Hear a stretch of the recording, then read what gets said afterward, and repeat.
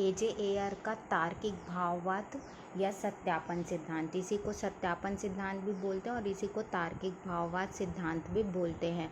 एजे air जो थे वो क्या थे, एक तार्किक प्रत्यक्षवादी दार्शनिक थे।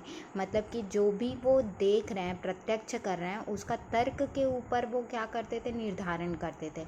और वो मानते थे कि जिनका ज्ञान इंद्रियों से उत्पन्न अनुभव से होगा वही सत्य है, वही प्रमाणित है। मतलब जिसको आप छू सकते हो इंद्रियों से, जिसको अनुभव कर सकते हो, वही ज्ञान सत्य है और वही प्रमाणित है। ठीक है। जो तार्किक प्रत्यक्षवादी दार्शनिक होते थे उनके दो उद्देश्य होते थे उस समय पे। पहला उद्देश्य ये होता था उनका कि जो ईश्वर है, आत्मा है, जगत है, मतलब ये ऐसी चीज़ें हैं जो दिखाई नहीं देती, जिनको अतीन्द्रिय मतलब कि इंद्रियों से हम जिनका अनुभव नहीं कर सकते, तो इनकी सत्ता को वो क्या करते थे, नकारते थे। इनकी सत्ता को वो अप्रमाणित करने पे तुले हुए थे।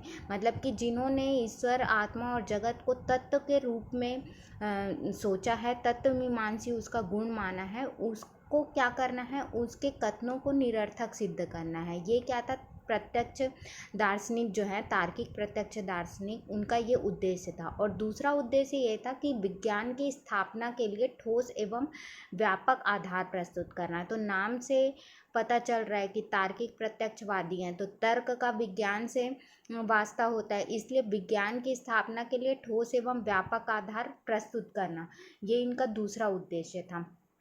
ठीक है।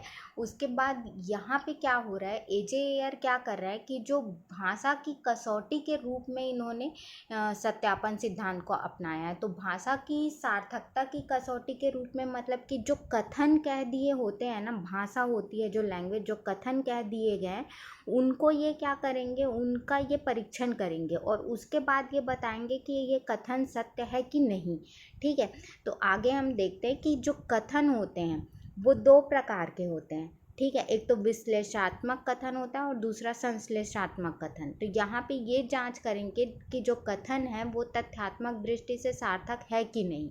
ठीक है। तो एजे एयर क्या कर रहे हैं, यहाँ पे भाषा की सार्थकता की कसौटी पे सत्यापन सिद्धांत को अपना रहे हैं। सत्यापन मतलब कि आपको उसका परीक्षण करना है, प्रमाण करना है, जो कहा गया है वो सत्य है कि नहीं, इस पर तर्क विचार करके हमको उसको प्रमाणित करना है। तो विश्लेषणात्मक कथन किसको बोलते थे, तो ऐसे कथन जिसमें क्या होता था कि शब्दों से ही उसकी सत्यता प्रमाणित हो जाती थी। शब्दों से ही सत्यता प्रमाणित हो जाती थी, कहने का मतलब ये है कि जैसे कि उदाहरण के रूप में आपका कोई, मान लो किसी कथन में कोई शब्द कह दिया, कोई कथन कह दिया गया है, तो उससे उसकी सत्यता प्रमाणित हो जाती थी, है ना। मतलब कि पृथ्वी गोल है, तो ये तो पृथ्वी गोल है तो उसकी क्या गोल है, तो गोल है तो उससे सत्यता प्रमाणित हो रही है, कथन से ही सत्यता प्रमाणित हो रही है। ठीक है। जैसे बुक जो होता है वो हमेशा आयताकार ही होता है ना, तो बुक का आकार चौकोर है ना, तो चौकोर है तो बुक बोल रहे हैं तो आयताकार मिल जा रहा है। तो उसी तरीके से मतलब कथन में प्रयुक्त शब्दों से सत्यता प्रमाणित हो रही है। तो वैसे विश्लेषणात्मक है। और संश्लेषणात्मक वो होंगे जिसकी सत्यता को अनुभव के तथ्यों द्वारा निर्धारित करना पड़ता है। मतलब कि आपको उसका परीक्षण करना पड़ेगा, उसको अनुभव करना पड़ेगा। जैसे कि गुलाब की सुगंध बहुत अच्छी है, तो आपको सूंघना पड़ेगा, तब आपको पता चलेगा कि गुलाब की सुगंध अच्छी है कि नहीं। तो ये क्या है, संश्लेषणात्मक कथन है। ठीक है। तो यहाँ पर फिर हम आगे देखते हैं कि वही कथन तथ्यात्मक दृष्टि से सार्थक होते हैं जो या तो विश्लेषणात्मक हों या तो संश्लेषणात्मक हों। ठीक है। और यानी कि ऐसे कथन ही तथ्यात्मक दृष्टि से सार्थक होंगे, मतलब ऐसे ही कथनों की प्रामाणिकता हम बता सकते हैं जो या तो विश्लेषणात्मक होंगे या तो संश्लेषणात्मक होंगे। ठीक है। और अगर ये दोनों नहीं है तो हम उनको तथ्यात्मक दृष्टि से उनको प्रमाणित नहीं कर सकते। ठीक है। फिर आगे एजे एयर ये कहते हैं कि जो धार्मिक कथन होते हैं वो ना तो संश्लेषणात्मक होते हैं और ना ही विश्लेषणात्मक होते हैं, अतः ऐसे कथन जो होते हैं वो निरर्थक होते हैं। ठीक है।